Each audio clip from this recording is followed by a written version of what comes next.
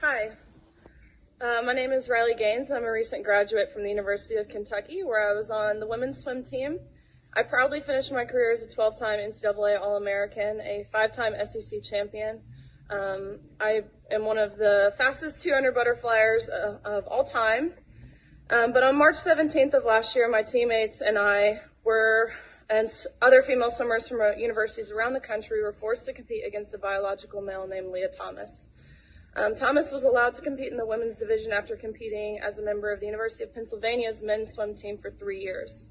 We watched on the side of the pool as Thomas won a national title in the 500-yard freestyle, beating out the most impressive and accomplished female athletes in the country, including Olympians and American record holders. Whereas just the year before, Thomas at best was ranking in the 400s in the men's category. The next day, Thomas and I raced in the 200 freestyle, which ended up in a tie. We went the exact same time down to the 100th of a second. Having only one trophy, the NCAA told me that I would go home empty-handed and this trophy would go to Thomas. And when I questioned this, the NCAA told me that Thomas had to hold it for photo purposes. I was shocked. I felt betrayed and belittled, reduced to a photo op. But my feelings didn't matter. What mattered to the NCAA were the feelings of a biological male.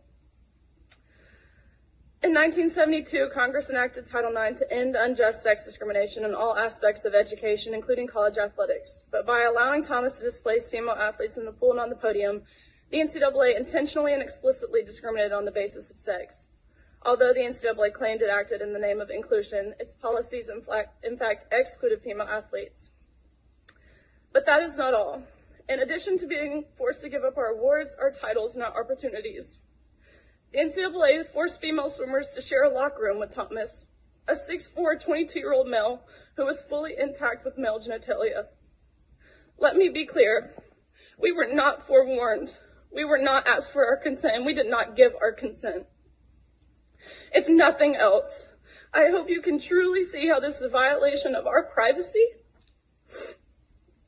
and how some of us have felt uncomfortable, awkward, embarrassed, and even traumatized by this experience.